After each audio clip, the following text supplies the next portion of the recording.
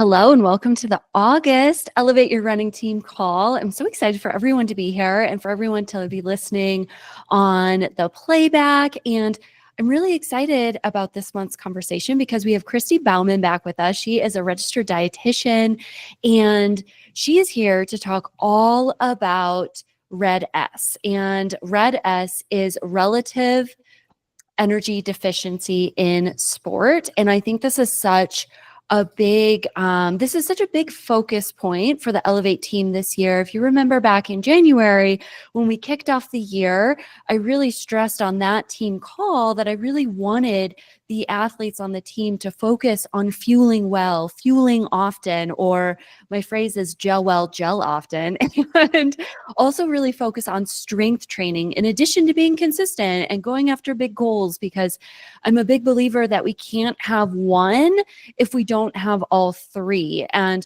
I think this is going to be a really incredible conversation today. Kristy is marathon.nutritionist on Instagram, so you might know her from there. But today she's going to share about what exactly is RED-S, the red flags to look out for, how to treat it, how to prevent it in the future, and so much more. Welcome to the Elevate team call, Kristy. Thanks for being here. Yeah, thank you so much for having me. And I will I have slides here that if you're on the call and watching the recording, you can see. Is it small right now or should I make it bigger? I think it looks good. Yeah. Okay. Let's see. I got to figure out how to move these slides here. We can see your slides, like your complete slide deck underneath the presentation, but it's still visible to see and read. Okay. Let's see here. How does that look? Or actually, if I present it bigger. Yeah, if you click present, I think it'll, yeah. Okay, does that work there? That's great. Okay, perfect. All right, let's see if I can move this out of the way. Good. Anything else on your end that you have?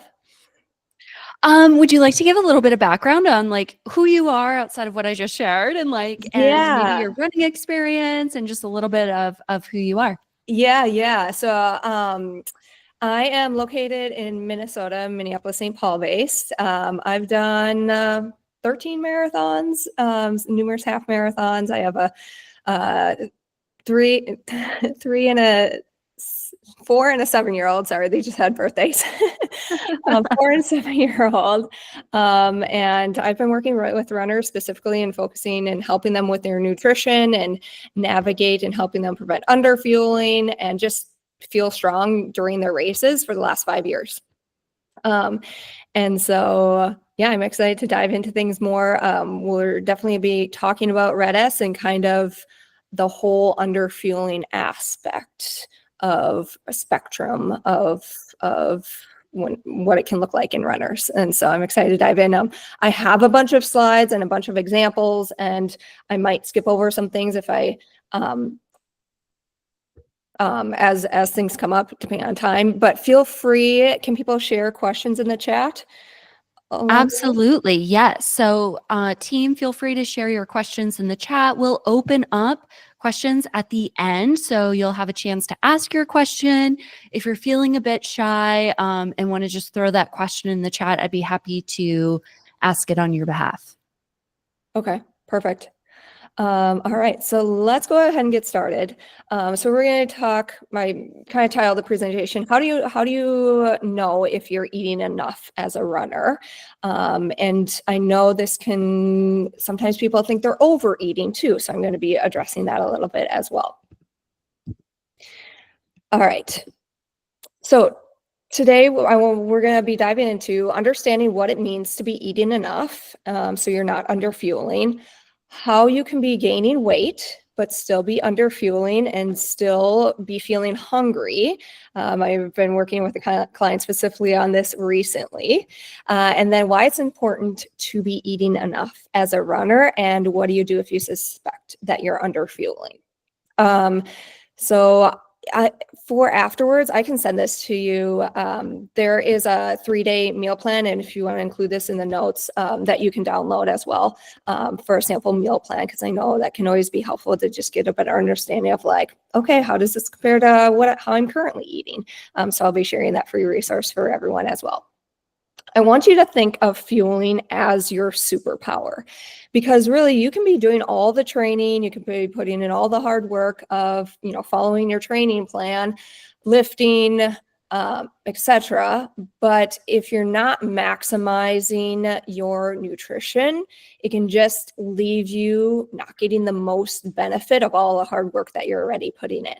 And so that's why fueling can be such a superpower when it comes to not only like what you're eating, but the timing of your nutrition throughout the day and around your workouts and runs, just to make sure that you're maximizing the effort and work that you're putting in. What happens when you eat enough? So many different things. So sometimes people are experiencing stomach issues, and this can be like bloating or GI distress kind of on a day-to-day basis, or it could be simply on your runs. Either way, when you eat enough, these stomach issues can definitely go away. Like obviously there's so many different components when it comes to GI issues, but that one of the foundational pieces is making sure that you're eating enough to prevent stomach issues on a day-to-day basis and during your runs. Even things like having spontaneous date nights when you're eating enough because you're not stressed about food.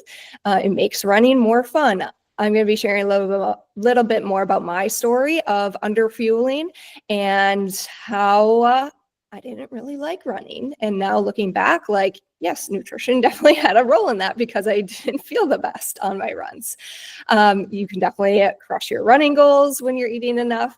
And no longer sidelined with injuries, and just have more energy to do all the, show up at work, show up for your family, hang out with friends, etc. One of my past clients, she said, my running quality has improved drastically. I'm finishing long runs feeling stronger, completed my interval workouts with ease, and running at paces I thought were unattainable after she started fueling properly. We're going to skip that. Okay, so how do you know if you are not eating enough to begin with? So to give you a little bit more about my personal story, I ran cross country and track in college. I felt like I had a good relationship with food. I would eat I wasn't afraid of eating like desserts or carbs or any specific foods. And I ran into the issue of unintentionally underfueling. And I think this is what happens a lot. Like, yes, of course, maybe someone has a history of an eating disorder and some of those food thoughts, or you might just stress about food a little bit more in those, the thoughts around food. But more often than not, I think, even if it was a past thing, we can still, carry those thoughts with us, or just simply get busy with life and, just simply forget to eat because you're not hungry after a long run. And before you know it, a couple hours pass and you haven't grabbed anything to eat.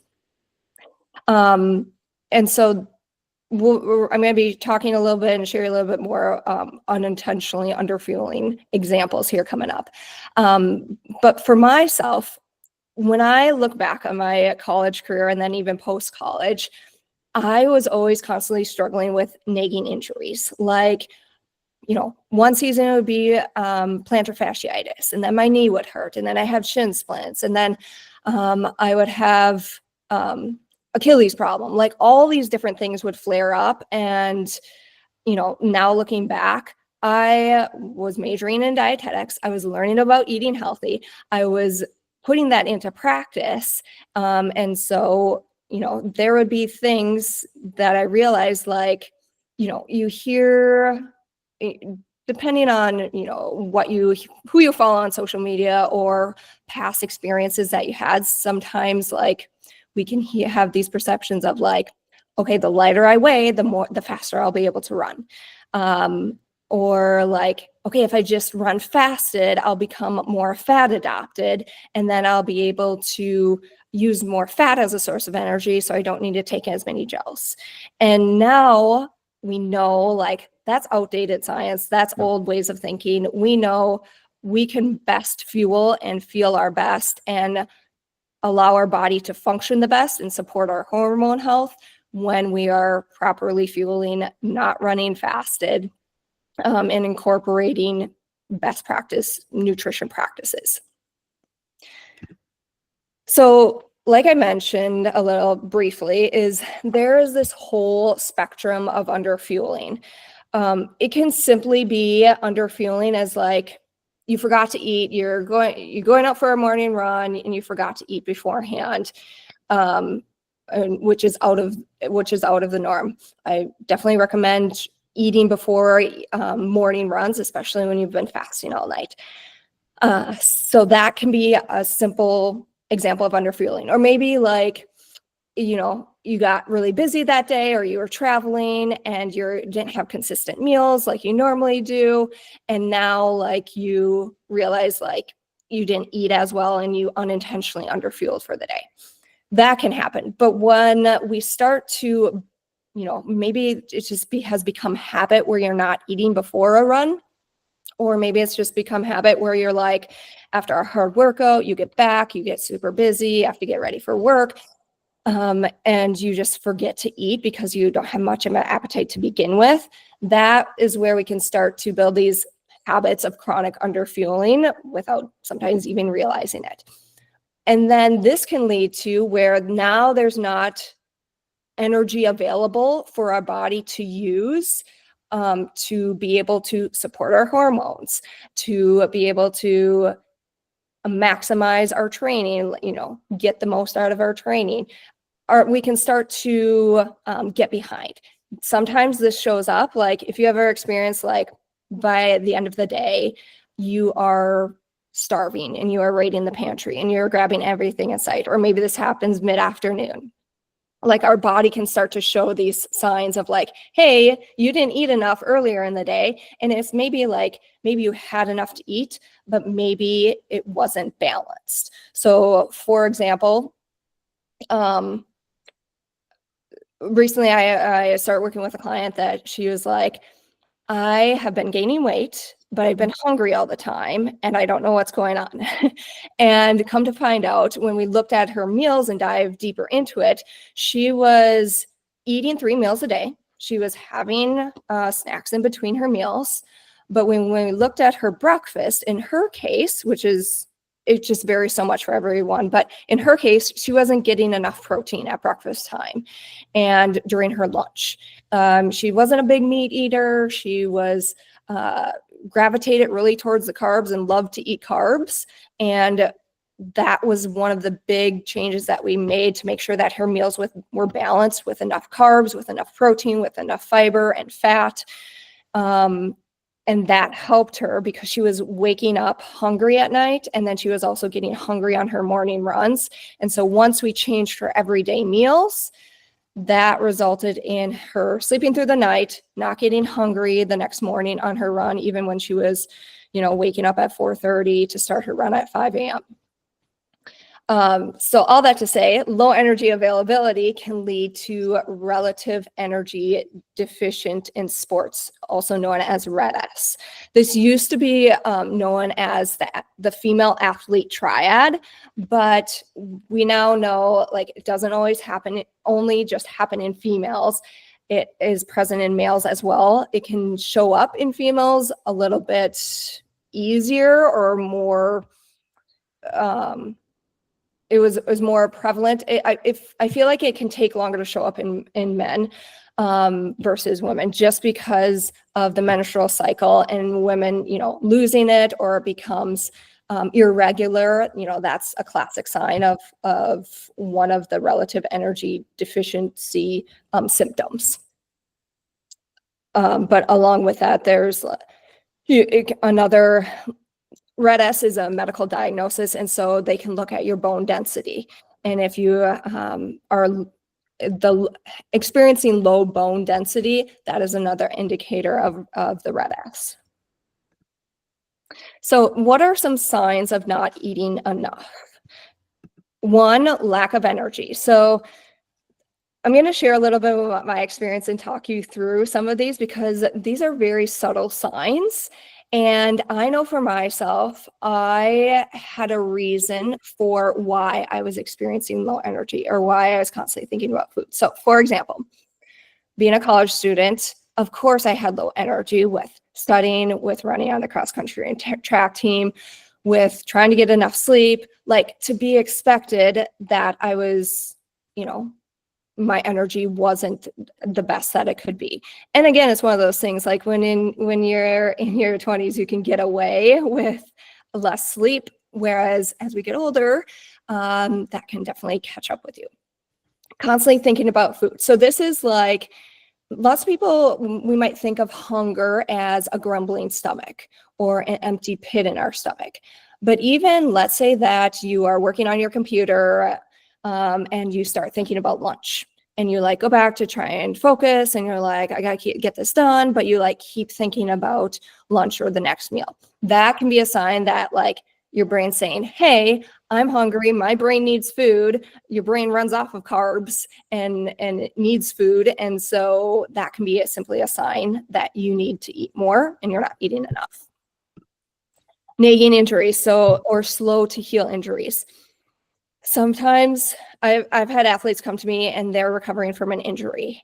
And for example, I had one who was working in the hospital, 12-hour shifts. It was difficult to, take her lunch break. She was on her feet all day. We had to be really intentional about making sure that she was eating enough throughout the day and getting in those meals and snacks. And it was crazy to see how big of a difference that helped her in healing from her injury as a result, just because she was now getting enough to eat throughout the day, not just eating one big meal at the end of the day, which helped her recover from her injury faster. We talked a little bit about digestive issues. So the reason why these can show up is if we don't eat enough, our body does not see digestion as the most important thing. It is going to, it might make it more difficult to produce those. So you need hormones to produce enzymes to help your food digest. And so if your body doesn't have enough hormones, then it makes it more difficult to produce those enzymes to then digest the food. That's like one example of why digestive issues might come up. So simply like, your body needs enough energy to basically function properly. Poor running performance. So, this can be like, this one's a little bit tricky, because I will say if somebody is starting to feel like tired, or easy paces feel harder, or like you're able to used to hit your paces, your workout paces, and now you can't anymore. And you're like, I feel like I'm struggling. One, always get your iron checked, your ferritin levels checked, to see if it's to see if that's why the tiredness is showing up and the fatigue is showing up. But of course, like a component of that is if you are eating enough, then you are, ideally eating balanced meals, incorporating more iron-rich foods that you might not necessarily get in if you're not eating enough, but eating enough on a day-to-day basis, and not just, taking enough gels or eating before your run. How you eat on a day-to-day basis will affect your performance, or how you're running the next day too, and then also affect how you recover in preparation for the next run. Irritable or mood swings. So I feel like the classic sign is like in the afternoon when work is about done and you're getting hangry, or maybe you notice this midday when you like get more irritated with your coworkers, or like you come home from work and you're irritated with your kids. Like those can be signs of just that you need something to eat. Poor sleep. So like I mentioned, like sometimes if you don't get enough to eat during the day, you might wake up, and it might not necessarily show up as hunger, but it might be like you're tossing and turning and struggling to fall back to sleep, and you're like, what's going on? You might not necessarily, again, feel that grumbling stomach or that empty pit in your stomach, but just tossing and turning. And then, like we mentioned, Lack of menstrual cycle, that's very, obviously classic easy sign of not eating enough. And in men, it might be low testosterone levels, so like libido is decreased. Or you might feel like, again, you can often relate it back to running, of like you just don't have the energy that you normally had before. All right, so let's talk a little bit. Let me pause there. Any questions that people have offhand of what I just covered?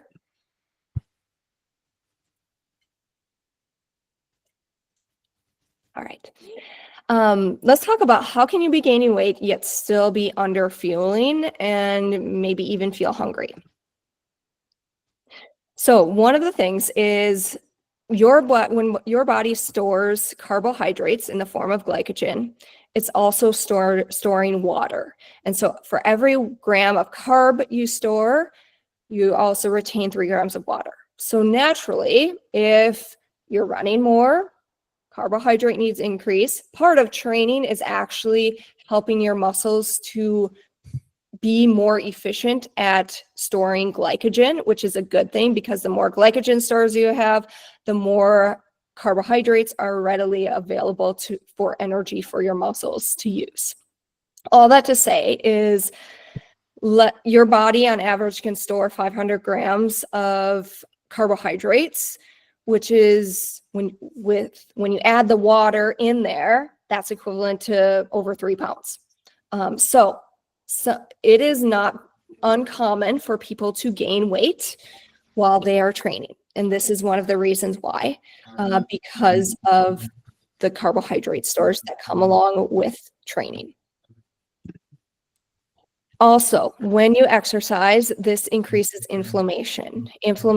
So you have these microscopic tears that happen in the muscle fibers. This draws in water to help repair those muscles so you get stronger, so you can adapt to training.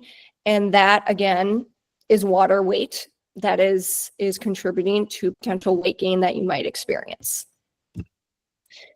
Late night cravings. So if you are eating very healthy during the day and then you find yourself like overeating, grabbing everything in sight, just hungry at nighttime, or this could even happen, you know how you experience like the day of a long run afterwards, you might not necessarily feel that hungry, but then the next day you're like eating everything in sight. This is why we want to still be intentional about eating something after your long run, having consistent meals throughout the day, even if you don't feel super hungry, versus just like listening to your body and not eating because you don't feel hungry. We want to prevent those, whether it's a binge, whether it's, overeating, grabbing all the desserts, sweets, snacks, etc., because our goal is like, yes, you can definitely still eat those foods, but let's be intentional about including them as part of a balanced meal. And then maybe you're the type of person to have this mindset of like, I just ran 10 miles, I'm going to reward myself and eat a donut, or I can eat whatever I want today because I did a long run. This mentality starts to put food on a pedestal. And so if donuts are on a pedestal and it makes us want it, putting it on a pedestal makes us want it even more. And so then we might find ourselves like going all out and like, okay, I already ruined my day of like eating a donut or two. Now I feel like the day's ruined, so I'm just going to eat whatever I want and not really care about eating balanced meals and eating fruits and vegetables and, eating higher fiber carbohydrate foods as a part of your meals too. And so again, this mentality can contribute to that weight gain that some people experience during training. Let's see, eating more high fiber carbs. So this one is, again, happens for very specific people. Sometimes runners are very focused on eating those high fiber, lots of fruits and vegetables. They get their carbs from mostly fruits and vegetables and maybe don't eat much pasta or much bread, or just a large portion of their meals and their food is coming from these high fiber foods. What that can do is, yes, fiber is great for you, but we want to, if you are running high mileage, I often see this in high mileage runners as well, so where you're running 50 plus miles a week. If you're eating a ton of fruits and vegetables, this can fill you up and displace and prevent you from getting enough regular carbohydrate foods. Like rice is very carbohydrate dense. And if you're running a high mileage, you might have to be more intentional about sneaking in those carbs, like from drinking juices, from including rice, including bread, including those foods to make sure that you're meeting your carbohydrate needs without feeling extra bloated from eating a lot of fiber foods. There's other foods that definitely can cause bloating as well. For example, I think of like always check your protein bars that you're eating, because if they include like chicory root, like I think of Fiber One bars. I don't feel like people really eat those anymore, but Fiber One bars have chicory root, and it is very difficult for your body to digest, which a side effect is increased bloating. Same goes with like artificial sweeteners. So again, some drinks, some people are just naturally more sensitive to artificial sweeteners, and they might find that they're experiencing more bloating. And as a result, the bloating can cause that weight gain. So you might feel like, oh my gosh, I gained so much fat, when in reality, if you are feeling bloated, the bloating might be causing that weight gain. And then there's things like if you skip your post-run fuel, so if you don't eat after a long run, it's basically like this effect that happens where it is more difficult to control your hunger. You're more likely to overeat if you don't eat right after a run, because after a run, your body is very efficient at restocking glycogen stores, at rebuilding those muscle fibers with protein, at rehydrating with drinking fluids, and including electrolytes, because you lost those electrolytes and sodium through sweat. And so if you wait, this can just basically essentially backfire later on in the day and find yourself overeating, because it's natural to not feel hungry after a run, and but we have to be smart about it and be intentional about prioritizing our post-run fuel. All right. Let's talk about how does underfueling happen? Like I mentioned, it can just simply not knowing sports nutrition knowledge, or not really understanding what your individual fueling needs based on how much you're running and training and exercising. We talked about how there can be these subconscious beliefs of like, carbs are bad, sugar is bad, I shouldn't be eating those gels because they have too much sugar in. I had this mentality of like, I can tough it out. I ran 15 miles without any fuel, or without any water. So, that makes me stronger as a runner because I can do that. Or this mentality of like, it's supposed to feel hard. Like that's how it's always been. We talked a little bit about fat adapted, how that can be an indicator, or like just our mindset that we have around running and nutrition. Or maybe you are trying to lose weight and you're thinking, okay, I am training for a half marathon, I'm training for a full marathon. I want to, get down to lose a few pounds, because I know when I lose a few pounds, I feel lighter on my feet. I feel better. I don't have to carry as much weight.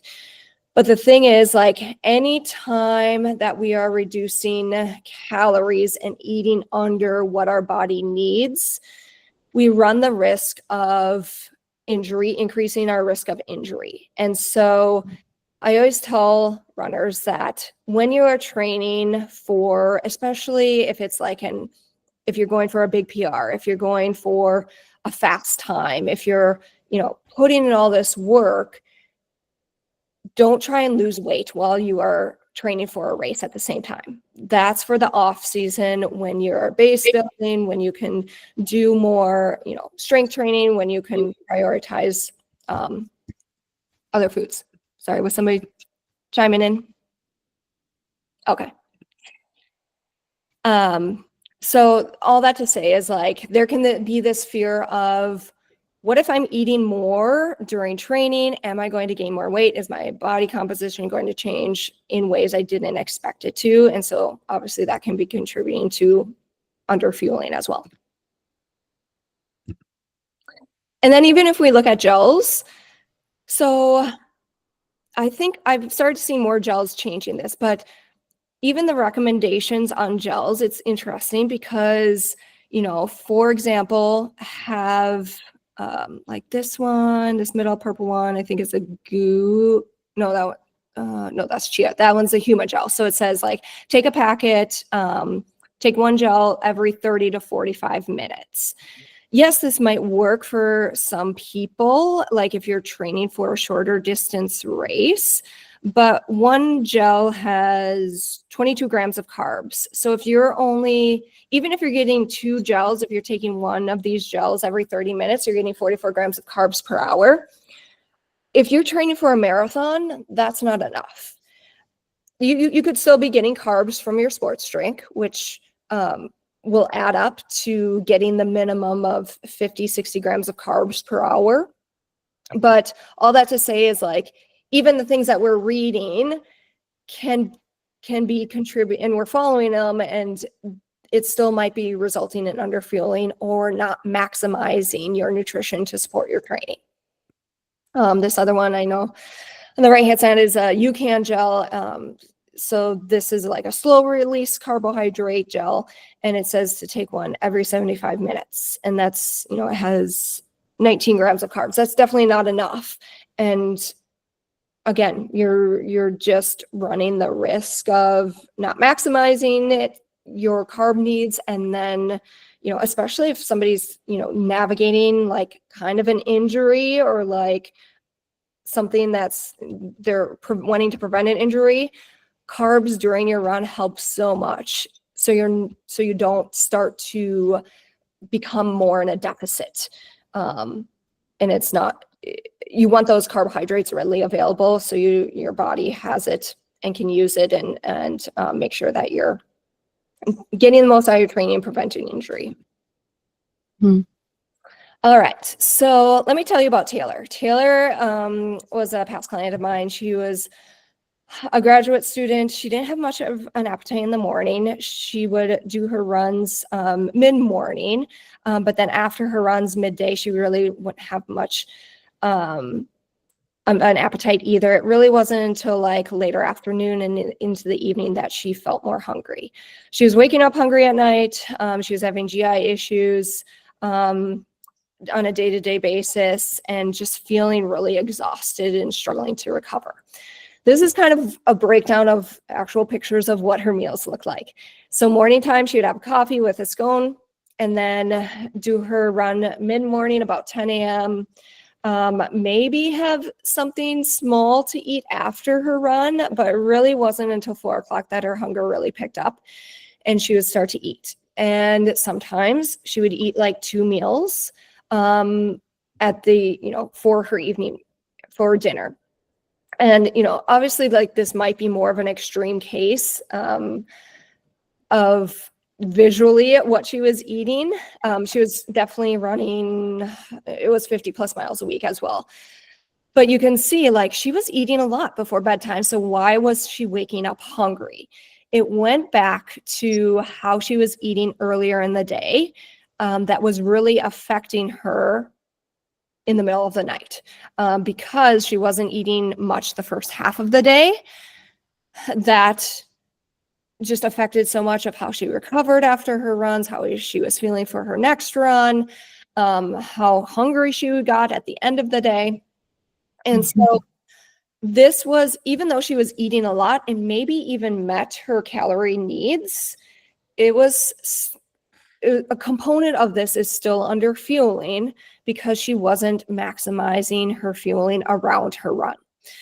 Like prioritizing what you eat before, during, and after your run makes such a big difference in helping you, one, on your run, how you feel, your training, but also the rest of the day. And so it was like several components of skipping her post-run fuel, not fueling during her hard workouts. So she would do, you know, an hour and 15-minute hard workout, and then not take any gels or chews during the middle of that. And so that was preventing her and getting her, resulting in more of a deficit. And then it was the imbalance of macronutrients. So she wasn't getting enough carbs in the morning. She wasn't getting fiber. She wasn't getting enough protein. So that wasn't maximizing her macronutrients throughout the day. So after we worked together, when we first started working together, I should say, she could barely run for an hour at a time without feeling absolutely exhausted and fatigued. 3 months later, she was running 60 miles a week, with her longest run 22 miles. She had energy. She was able to finish her long runs with still like hitting her paces that with the workouts that she had been prescribed by her coach. And so many different benefits of so many different changes and then benefits of making those changes to her fueling.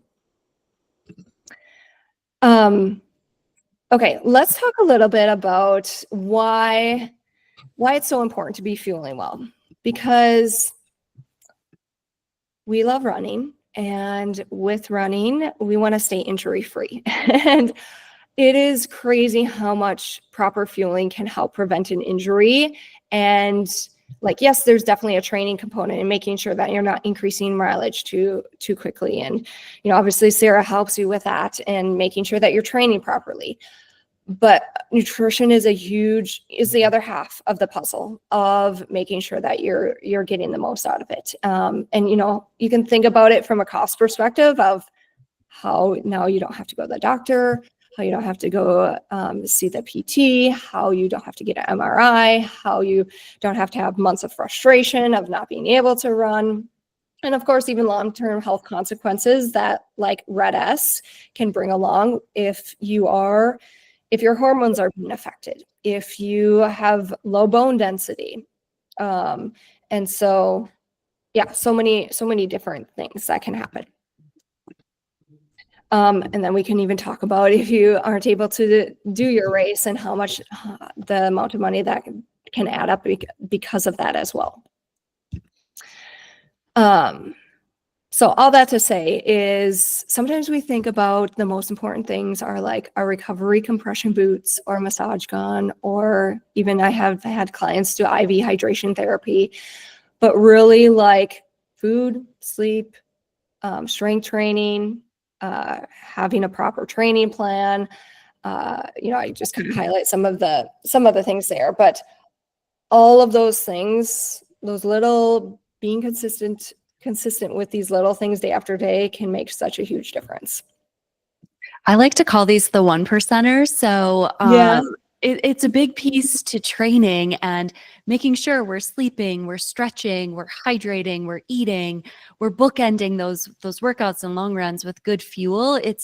I think it's so important. And I had to like laugh and kind of smile. I don't know if anyone picked up on that as you were going through like, oh, the cost of an injury, because I'm currently going through that. And, you know, it started with a niggle and I didn't want to spend the hour and the $150 for the appointment that I probably should have had at the beginning of June. I just didn't want to take that time. And now it's snowballed into something so much more. I'm spending so much more time and money on it. And it really is just a good wake-up call, whether it's happening to you or maybe you know of someone that it's happening to, for you to check in with yourself and make sure that you're you're honoring what you need, you're staying focused on what you need to do and not getting too, like your head's too in the clouds with what's going on with training. Cause I think sometimes that too, it's just disconnection. And the more you can connect to yourself and what you need to be doing throughout the week for training, it'll be a big needle mover. Yeah. Yeah, for sure. Yeah. Thanks for sharing that. Cause it's injuries are so tricky. You're like, I can just run through it. I can, and then they sneak up on you even more. Yeah, you think that for so long. And then all of a sudden there's like there's like that one run or that one workout that just takes it to a whole new level. And then, you have to and get to spend time treating it and hopefully learning from it and growing from it too. For sure. I always say with running, you learn so much about yourself. Yeah. All right. So signs of fueling correctly. Quicker recovery, not thinking about food all the time, no nausea on long runs, no headaches on long runs or right afterwards, more energized, able to hit paces easier, less muscle soreness, regular menstrual cycle, all these different factors. And obviously I didn't even list them all. So think of food as your superpower. I'm going to pause here because I know Sarah also had some questions that she kind of came up with, and I think it'll be good to dive into those. So, yeah, well, I want to open the floor to the rest of the team first. Does anyone have any questions, any clarifying questions? Maybe you're going through something right now that I'm either aware of or not aware of that you want to ask, and just see if we can get some clarification on that.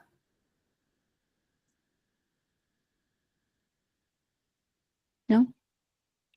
I'm such a big believer in the gels, and I think many of you are probably sick of hearing me say, every 3 to 4 miles, take that gel.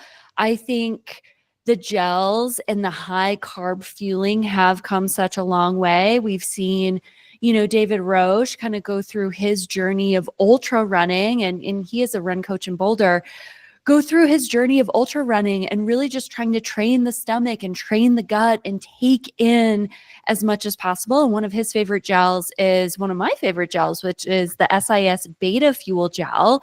And that one has over 40 grams of carbohydrates. So it's a great gel to have in your back pocket, pun intended, on a run. And you can go out and take, maybe it's 2 every hour, and really try and help get the most out of your training, stay happy, stay healthy in the process. But it is something that I think we have to remember. It is like training your stomach. So you can't go from 0 to 180. It's something that you got to like slowly kind of build into. But I really love that gel. I really love the carbs gel. I know a lot of people take that one. That one's a little bit harder, I think, to hold because it's 50 grams. It's pretty big. They make a smaller version of it too. Oh, cool. Okay. So they make a smaller version of it. Yep. And I think like one of the best things if you're on like maybe a looped long run that I know a lot of you do is leaving things in your car or on top of your car. And then as you run past, you can just snag maybe that big gel or the next handheld that you don't want to maybe necessarily carry during like a hard effort or a long run. I think that could really help. But one of the questions I have, Kristy, is you mentioned you could still be like over fueling and gaining weight. Does that directly correlate to the amount of fiber and the amount of protein that an athlete is consuming, or is there something else kind of behind the scenes that's going on there? Yeah, usually I feel like that happens kind of going back to some of those previous slides of like where we have this mentality of like, I just ran 10 miles, I can eat whatever I want. And so then, you start to justify eating whatever you want and like giving yourself permission to eat those foods, not just after a long run. Like they can be part of it doesn't have to be safe for after a long run. It can be a part of any of your meals, but then putting the priority on like, let's making it sure it's balanced. So like that mentality can lead to like just over consuming calories without even realizing it, essentially. Or like if you're like, oh, there's donuts available, or like we're getting donuts because it's so and so's birthday. Like I'd encourage you to like, let's add something to eat with that donut as well. Let's add some fiber with it, some fruit. Let's add some protein to make sure, whether it's a protein shake, if that's the easiest thing. Like, let's make that donut more balanced so you don't grab another one. And, find yourself like, oh, I don't feel very good now. I ate too much. Yeah. So like not normalizing like treats or foods that are kind of deemed, like not normalizing foods that we could be eating throughout the week as like maybe treat specific foods or something like that. And also just keeping it more balanced in the process. Yeah. When I'm training hard, when I'm in a big marathon training cycle, my Wednesdays are typically one of my harder days because I have a morning workout, I have a double in the afternoon, and I drive from Boulder to Denver and coach at night. And I'm working throughout the day. I'm checking in with athletes. I'm reviewing workouts. For a while, I was doing coaching calls on Wednesday, and I would log anywhere from 16 to 18 miles with, intensity in that day. And so I would always, notice when I ate more after that morning workout, and I would go out and get like the biggest breakfast sandwich I could find and have some fruit and have a protein shake and really consume so much food. I felt so much better throughout the day.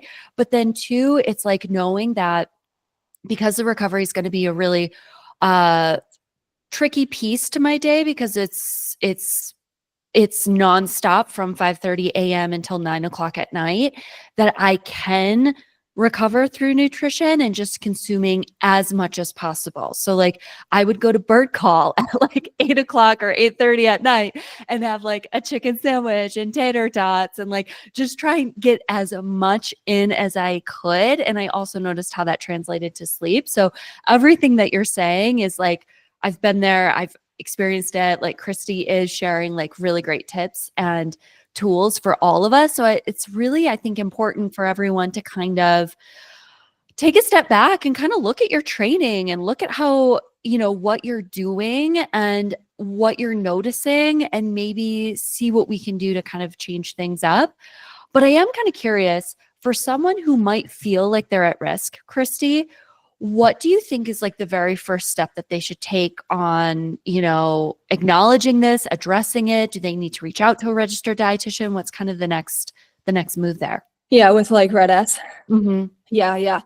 I think I think it's hard to acknowledge it. I mean, I think back to my days of underfueling and like, I never officially was diagnosed with RS, but I had a missing period during the training season. So one, I mean, you can simply whether it's one, bringing awareness to it and just like taking a step back and asking yourself okay, am I eating enough? Or like, maybe I don't really know how much I'm supposed to be eating. And that's where definitely a registered dietitian can help you with understanding your, with my clients, we go into okay, how much carbs should I be aiming to eat? How much protein, how much fat, how much fiber is enough and too much for my running based on how much I'm running and exercising. So getting those numbers can be helpful for some people, especially if you are a numbers person. And, part of that is we do a food log and getting a better understanding of what you're actually eating. Because honestly, sometimes it's just we don't even realize it. We just go through our day so quick and don't even realize it. So yeah, definitely a registered dietitian can help. But yeah, it really comes down to eating more and, backing off on exercise. Chances are if you're dealing with RED-S, there might be an nagging injury coming along with that, or the cycle of getting injured.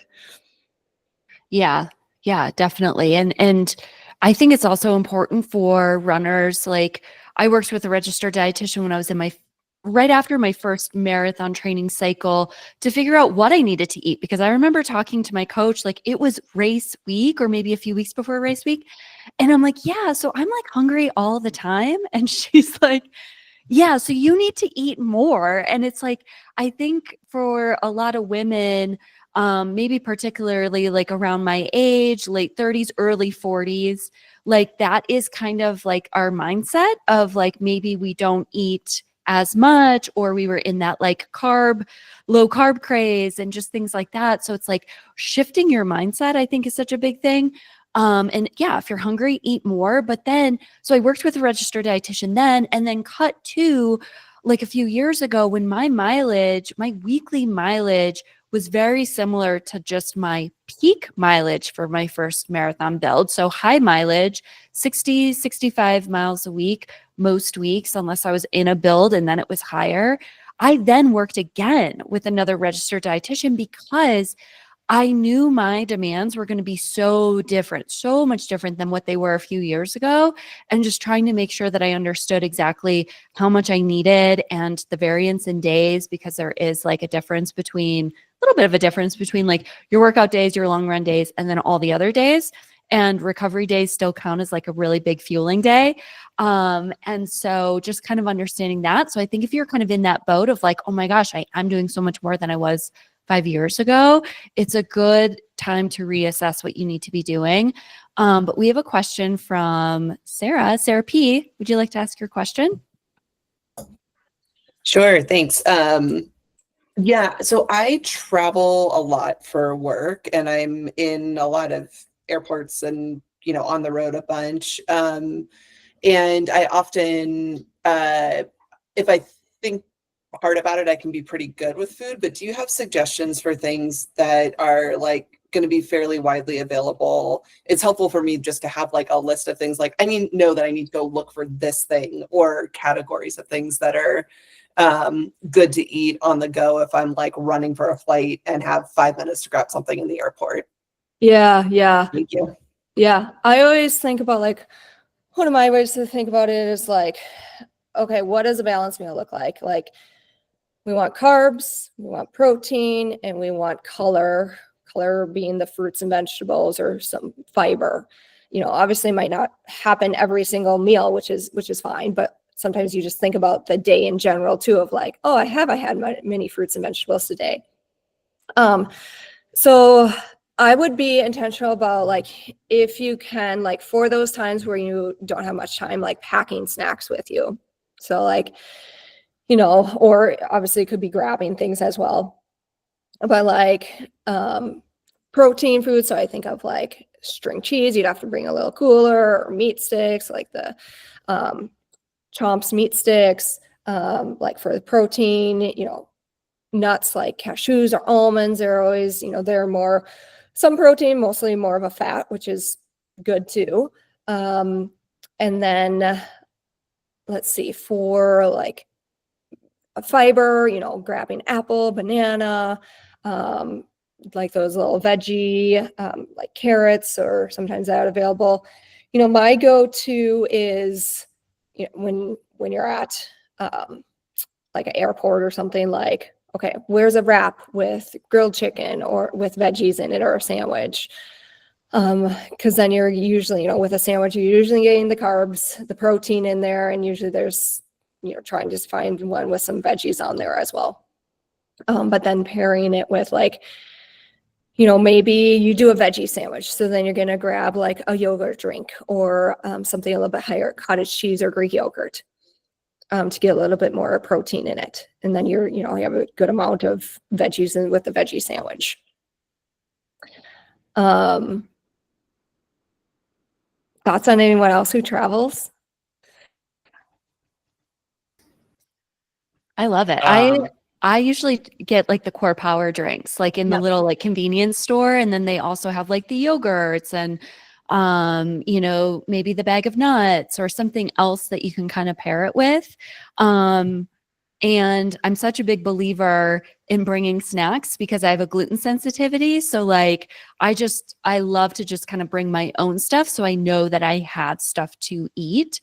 But airports have come a long way. I'm very impressed. Dried fruit is another good one. Mm-hmm. So like I always do like dried like I have like cranberries, raisins, other sorts of things. If you can do protein powder in just water, just grab a scoop and throw it in a bag. Yep. You may get some questions at TSA. I've had clients that have tried this, so I know they've done it. But that's not that they can then throw that in your water bottle, grab water, one of the water fountains, and do that. That's a great idea. But yeah, prepare to have a label if you need to get through TSA. Yeah. I was going to say something too, is one thing that I do when I travel is I always bring oatmeal packets, or I'll even just take oatmeal from home, and then you can make it in the coffee maker if they have a regular coffee maker with the hot water. Because I find like even if you're going for a convention or something, they have breakfast, but if you want to eat, like if you want to run, you want to eat before you run. And so I'll make the oatmeal and then I'll still have the breakfast afterwards, because sometimes the breakfast isn't enough either. It's like problems when you're traveling for work. You're always hungry. Thank you. I'll have to catch the rest of this on the recordings. I've got a solar site visit. The guy just showed up. So thank you all. Okay. Thanks, Sarah. Kristy, I was thinking about, I have a gluten sensitivity, and when I'm training for a marathon, I'm running high mileage. I am running my own business. I have a dog, a very active dog that I love to take care of and get her outside. And so a lot of things outside of that scope, I try and make as easy as possible. And food is one of those things. So I tend to buy the same things every week at the grocery store, and my days are pretty similar in terms of what I eat. Yeah. And so I'm just wondering, does something like that, if you're just eating kind of the same foods over and over and over again, does that lead to something like Red S? Is there a greater probability of it leading to Red S rather than having more variety in your day-to-day eating? Well, the first thing that came to mind is like, we want variety of foods to support our gut. Our gut thrives off of, if you can have 30 different fruits or 30 different fruits, vegetables, plant foods, that's what I'm looking for throughout the week. So this can be anything from like chia seeds, like that counts as one. Nuts, like cashews counts as one, and all the different fruits and vegetables. Like that helps keep your gut healthy. And so that, think about the variety. Like, are you still eating a variety, or like even switching up the fruits and vegetables that you buy each week? So it's not. No, I'm not. I literally don't even have to make a grocery list. I just go to the grocery store. I like make my rounds. I'm like, I am complete. Like maybe there's one new thing a week. And I think it's, partially it's like one less thing I have to worry about. I don't have to meal prep or meal plan or any of that. And it's just easier given there's so much more going on in my life and things that I want to spend time on. But I think that's a good wake up call to maybe spend the 15, 20 minutes doing, meal planning or something like that before going to the grocery store. Yeah. I don't know, like usually, well, Red S is related to, one thing I didn't get into is making sure you get enough calcium and vitamin D. Like that's a component of like, are you getting that from some foods from somewhere? And, obviously there's foods that are supplemented, even like cereal is supplemented with calcium and vitamin D, more so the calcium, I think. But even like there's plant-based options for like milk alternatives for fortify those. But, really, I think of it like is you just have to be eating enough. It does, your body doesn't necessarily care where it's coming from, but at the same time, like if you only eat pasta and rice and like very minimal protein, like it's not going to be happy either. You're going to get hungry, basically. So, yeah. But, even, going back to the variety, it might be like, okay, I always buy baby carrots. Let me get cucumbers this week, or let me get the mini bell pepper, little peppers, or cut up a bell pepper instead. Yeah. I mean, there's a little bit of variety, but like, I know I can do better. And I didn't even think about it until someone commented on my refrigerator, and they're like, you just have the same stuff in your refrigerator every week. And I'm like, you know what? I do. Like, you're right. It's just the yogurts, the cottage cheese, the protein, the hummus. Like, yeah, it's all the same. The iced coffee, that's important. But yeah, I think it's important to kind of get outside of our comfort zone a little bit and maybe like, yeah, just try new foods too that we maybe aren't trying, or the seasonal foods, I think is really important, and staying seasonal Yep. is good too. Sarah, one thing that I do, so every week I make like a grain salad of some kind. And Yeah. I think if you make different ones, because each grain salad probably has like 7 to 8 different, or maybe 10 plants, because it usually has some kind of seed, and then it has a grain, sometimes a multiple, like, and then it has beans sometimes, or chickpeas, and then it has bell pepper or onion, or like it has like different things. So if you did that, and you like rotated just one a week, then you would get different ones. Yeah, that's great. Yeah. Yeah. And I'll it's try it. nice because it's already made, and then you Yeah. don't have to, like, you can just eat it quickly. It's not like, I think it's especially nice for like the second meal after a long run, when you've had something right after you came home, and then it's like, now it's this awkward time of like 2 p.m. You ate breakfast at like a 10, and then I'll have like, then I can have that. And it's nice that you have something before dinner. Yeah, that's great. That's a great idea. Yeah. Yeah, something, yeah, that can just like hang out in the refrigerator is great for sure. And you're still keeping the concept the same of a grain salad, and you just, Yeah. Yeah. And that can be easily made gluten-free or specific to anyone's kind of dietary restrictions, I think too, which is really great. Yeah. Quinoa, the main one. Yeah, quinoa is great. I have my bag of quinoa. Yeah. You're like, I don't need more quinoa. Yeah. Bean salad, lentil salads. That's another one. Yeah. They're all good ones. Kristy, if someone does have like a history of red S, like what does their long-term recovery look like?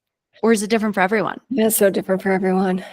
Yeah. What would be like the one specific thing that you would want them to do for more of like a maintenance plan so this doesn't return?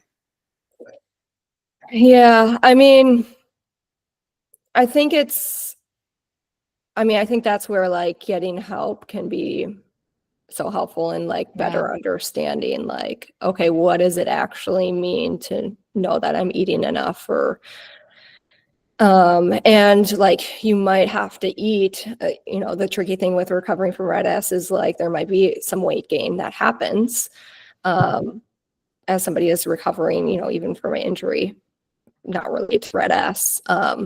Yeah. And so it's kind of probably more so the hard piece, the mental piece of it, where breaking through those food rules of like those mindset things around food can often just be holding you back from recovery, as well as just taking a break or cutting back on intensity and mileage or training too. Yeah. Yeah. My last question is like, what do you think is maybe the biggest myth or misconception that you've seen or that you've encountered around red S that you'd like to debunk today? Ooh, this is such a good question. I think of it how it's like, I think of red S related to missing period, how it can be so normalized of like, yeah, I run, I don't have a period. It's like, and I think of maybe more so in college athletes, like, I definitely have college athletes reaching out to me sometimes of like, wait, I got this scholarship to run, and I want to keep running. And anyway, but all that to say is like, it is like, you can train for a marathon, you can train for any race, and you should still be getting your period. Like when it comes down to it, like it's not normal, and you can, maybe even a doctor has told you like, oh, that's normal, like it'll come back eventually type of thing. But no, you should be able to do both. And when is that more of a red flag? Is that after 1 month of it? Maybe you missed it, or maybe it's delayed, or is it like 2 or 3 cycles? So amenorrhea, which is missing period, is like three missing periods in a row. Okay.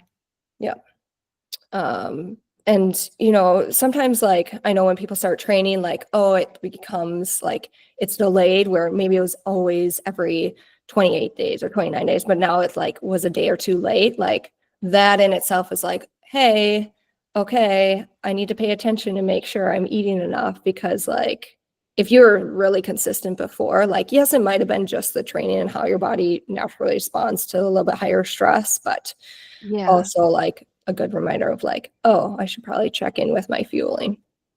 Yeah. Great. This was awesome for today. Is there anything else that you want to talk to our team about? Yeah. I think did you send out the link for the Fueled Runner Club? Mm-hmm. Okay. So Yeah. that's really good. It can be a really good starting resource for understanding like your nutritional needs. Because there's resources in there of like, okay, how much carbs do I need? How much protein? A visual as well, if you don't want to get into the numbers. It goes into the how to, or more specifics of what and how much to eat in there. Oh yeah, that's so great. I know we have Elevate team members in that program. They're using it for their marathon prep, which is awesome.